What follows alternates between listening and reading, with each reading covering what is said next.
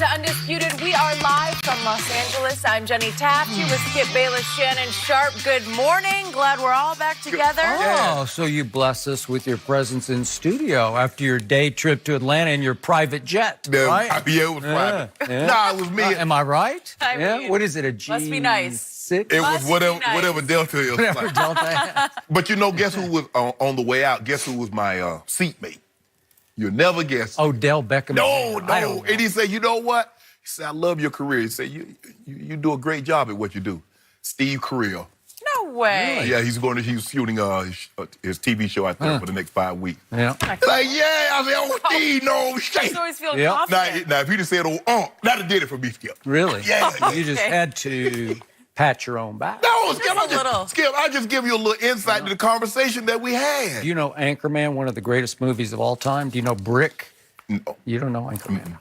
I do. Help him. I just can't help him. It's amazing. You don't know What? Anchorman? No. It just might. I'm going to watch it tonight just for you. Yeah, and you have to do your homework too and watch it as Okay, well. We have a okay, lot okay. to get to on today's show. Well, the Cardinals actually passed on Kyler Murray. Could that happen? And Kevin Durant, he's going after the media. Again. But we are going to start with Odell Beckham. He spent a lot of time on Twitter yesterday tweeting 44 times in the span of a few hours. He started off by defending himself after Giants GM Dave Gettleman implied that Odell was part of a, quote, culture problem in New York. Odell called the Giants, quote, beyond disrespectful and said he was looking forward to a fresh start in Cleveland. He also responded to a fan that called him a locker room cancer, tweeting, ask any one of my teammates of who I was as a teammate and a man and a person. Yes, I'm cancer to a place that's okay with losing because I want to win that bad. You're absolutely correct.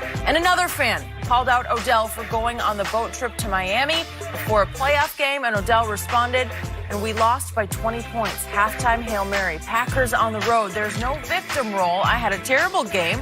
Not many opportunities to do anything well. I'm a man. I don't need to hide. How many playoff games have you had? Okay, Shannon, what do you make of all this? Skip, I don't have a problem with Odell defending himself. But on social media, Skip, you like, don't do it, guys, don't do it. But I would tell Odell like this, and like I would advise any athlete, you got to treat it like, and pardon the analogy, Skip, like a bank robbery. You got to get in, get out. 1 or 2 tweets might have been good. He probably went 42 too many because he ended up with 44. Once you go in and say, you know, look, I'm looking for a fresh start. The Giants moved in a different direction. Yeah. I'm happy here in Cleveland. Yeah. Fine. Okay, you want to defend yourself against the Giants games. All you had to do was say, look, we lost by 20 points. They had a Hail Mary at the end of the game, Pack on the road. Half, right? Pack, Half, yeah, excuse me, Pack a Hail Mary at the end of the half. That's a tough place to play in Lambeau in January. Leave it at that. Don't say I didn't have many opportunities because now you're making excuses. You say you don't want to hide. You're making excuses talking about the opportunities that you didn't have. Well, you said you had 7 and you dropped 3 or 4 of those. So you had enough opportunities. Skip, the problem that I have is that Odell doesn't want to accept any responsibility for his not being with the Giants anymore. You see, what happened is that Odell planted this seed and the Giants allowed it to cultivate and grow. Because Odell just didn't get like this overnight. There were instances, and they constantly let it get out of control. I don't have a problem whatsoever, Skip. Again, I said it. The problem that I have with Dave Gettleman, okay, you made a decision. You chose to move on from Odell. Leave it alone. It's like he's needling him, Skip. It's like, because at the end of the day, you know what you know what's going to be on his resume. He's the GM that traded Odell Beckham. Skip, we look at Branch Rickey. Yes, they won World Series, but what is he most known for? He is the guy that did what, Skip? He signed Jackie Robinson. So what's going to be on Dave Gettleman's resume is he's the guy that traded a 25-year-old Odell Beckham. Let it go. Skip, this is disrespectful. You're going to talk about, the reporter asked him, do you have a cultural problem? Not anymore. Really?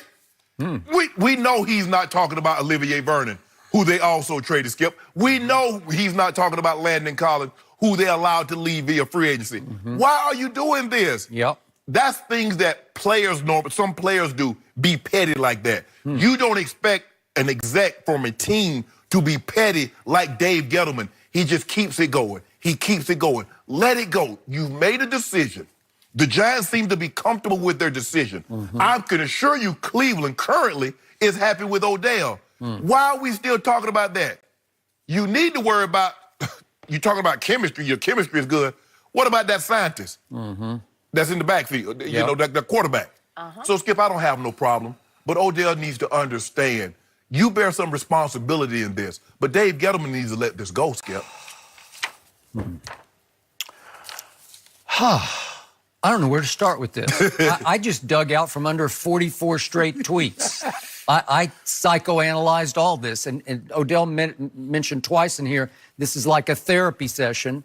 So I'm going to psychoanalyze Odell. I'm going to put him on our couch today because he deserves to be there, because I think he wanted to be there, because I think he's having all kinds of issues getting pushed out of the Big Apple that he loved and embraced, that he thought he owned, and he thought he had that lifetime long-term deal with them. And as he said, quote unquote, money can't buy happiness. And now he's a Brown. And I don't think he's comfortable with the whole concept of being, he kept referring to out there in Cleveland. Out there, like it's in the middle of nowhere, out there somewhere in the middle of the country. Like, how do you get there? He's even asking one of his followers, is there any good place to eat out there? Like, do you have restaurants out there? Do you have covered wagons out there? It would definitely help, Skip, if he started mentioning Cleveland by name. By name. Is there any great places to eat in Cleveland? Okay, I got to mention Dave Gettleman by name because I'm going to defend him to what you said. And by the way, I just realized this morning, do you realize he worked for your franchise when you won the Super Bowl with the Denver Broncos in 1997? Dave Gettleman was a scout for your Broncos. He participated in that. So again, no, I did not know that. Well, I'm sure he went to that Super Bowl with your club. You know, like he was on their dime, right? Yes. I'm sure he was there, but you didn't even know he was there. I'm positive. I looked it up because he has now made, Dave Gettleman, 9 trips to Super Bowls as part of an organization. I'm not saying he was the reason they got there, but he was Bills, Broncos, Giants, 2 Super Bowls, and then Panthers. So he's been to a whole bunch, and he has 3 rings. Again, did he win the 3? No, he didn't win them, but he participated, maybe at the lowest little level as a scout or a personnel director, but he did participate. 9 trips with 3 rings. That's even beyond Shannon Sharp. That's almost like Brady-esque. No, I'm undefeated. Okay. So when he said that we had a culture problem, not anymore, he did. But it all revolved around one guy. And I think we did agree on this. It's hard to win with Odell as the eye of your storm because he's a solo act. He went over the edge into IG superstar, and it's like, I got to live up. I got to do something. I know all the cameras are on me. I'm going to put on the best show in the pregame, and then during the game when I'm on the sideline, I got to be the center of attention. I got to do something. I got to do something in the kicking net.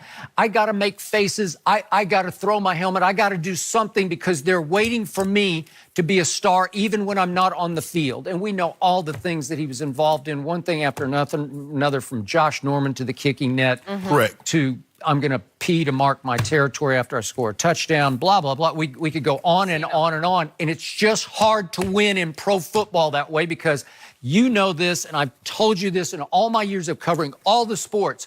The one that requires the most team unity is your sport. Yes. It just does. I can't explain it, but the locker room has to come together with a united purpose. And sometimes there's some like gimmick that happens where there's Gatorade bass or something that happens that draws the team all together, some spark at the middle of the year. One year you had the Romanowski incident, the Monday Night Football, the spitting on J.J. Stokes, and it somehow... It just broke all the ice in the locker room, and you united as a football team around that incident. You came together, and you got on a roll, and the rest is Super Bowl history. And you know, Skip, I think the reason why it requires the most because we're the only sport that doesn't play offense and defense. Basketball, you play offense and defense. Baseball, you play offense and defense. That is true. So you're so dependent on the other side. You're really helpless. I do my job, we score. Now we're counting on the defense to hold the opposing team from getting a game-winning or a game-tying touchdown. Okay. So I'm defending Dave Gettleman because the day the trade went down, I didn't have any problem with it. again, it was really a good trade for both teams because the Giants needed to clear the decks. Even last year, Odell did the Lil Wayne interview. Again, Lil Wayne showed up not even knowing Odell was going to be there. Right. But Odell got warmed up and sort of emboldened by my man, Wayne from New Orleans. We're both from New Orleans, sitting right beside me. And he went off about he'd love to play in L.A. You know, it's just one thing after another where he's just alienating Giants management. Right. And I didn't even mention the Paris hotel incident, and that was just before they gave him his long-term deal. Way to go. JD, I saw that. Look, well, that was a cosmetic error, Skip. Right. I don't know why you don't understand that. It's one thing after another. So we get down to some of the flashpoint quotes here. He kept saying, Odell kept saying, I'm a winner. I'm a winner. Win? Where? Show me. Show me. Prove it. Sure. Do it. You can't show it to me. So one Twitter follower